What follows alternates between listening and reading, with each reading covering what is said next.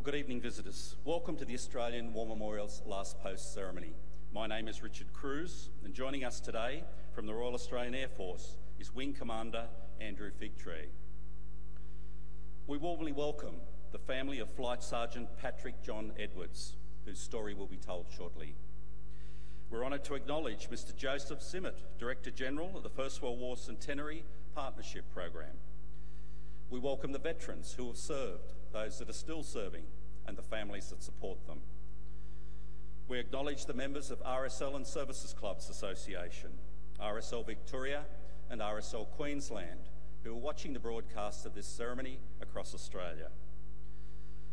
During this evening's ceremony, wreaths will be laid at the base of the Pool of Reflection by family, visitors and students on behalf of the following schools. From South Australia, Tyndale Christian College, Salisbury East. And from New South Wales, St Pius X High School, Adamstown. Could I ask you to please stand and join in singing the National Anthem.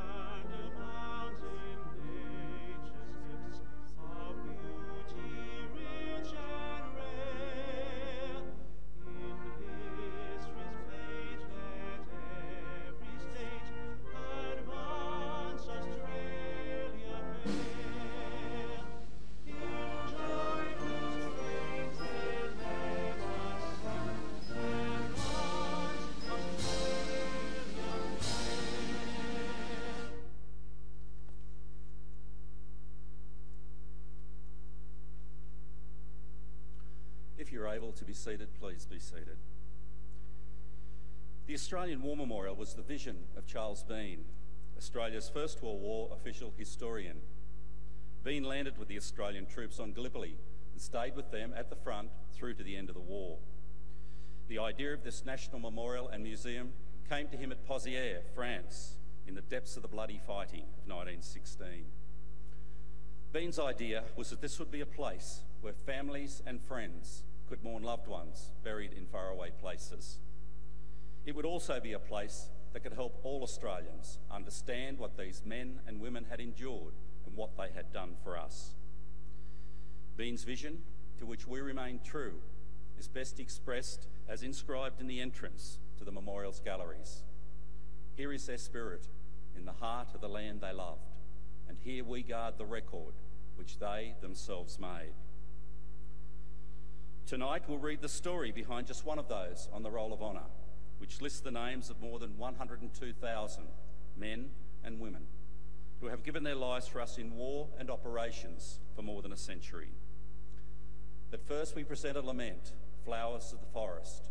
Wreaths and floral tributes will now be laid at the base of the Pool of Reflection.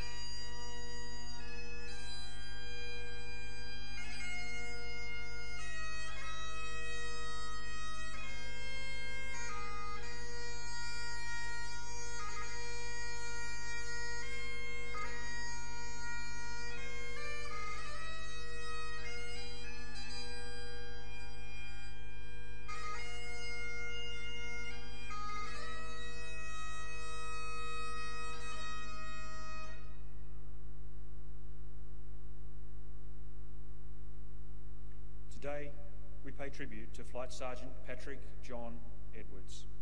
Patrick Edwards was born on the 3rd of August 1922 in Cardiff, New South Wales, to Francis and May Edwards.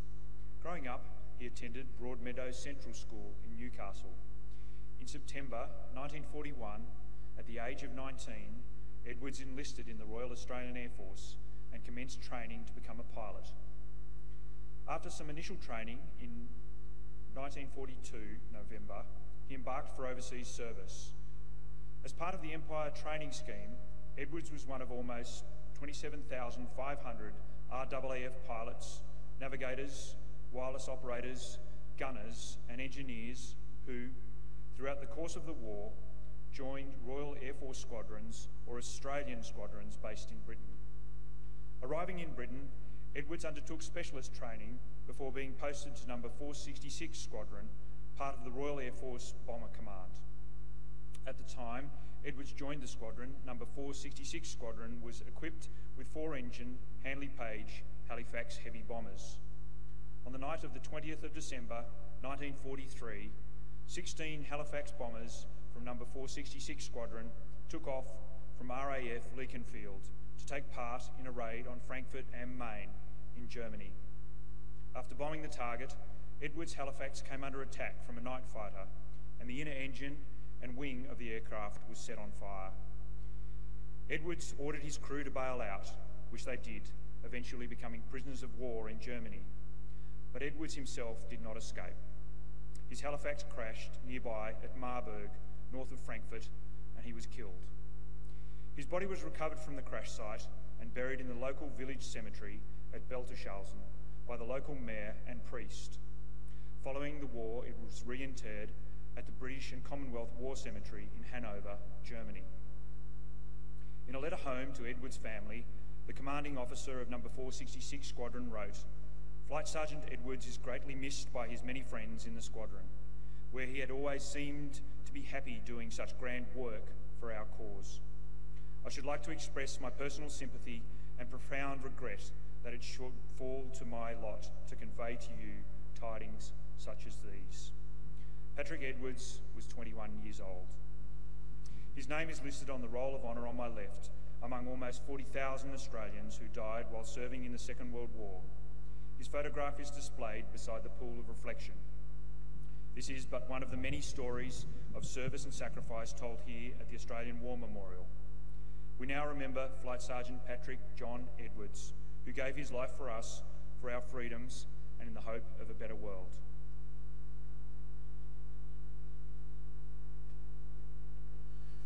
Please stand for the reading of the ode and the sounding of the last post.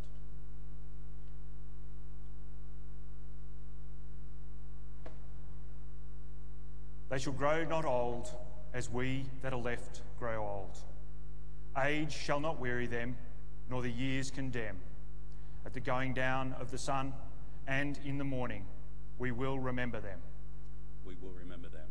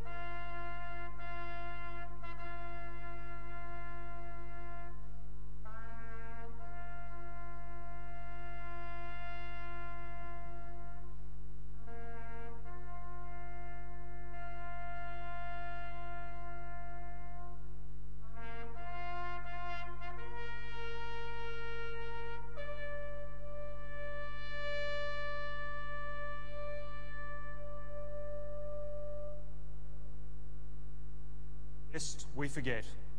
Lest we forget.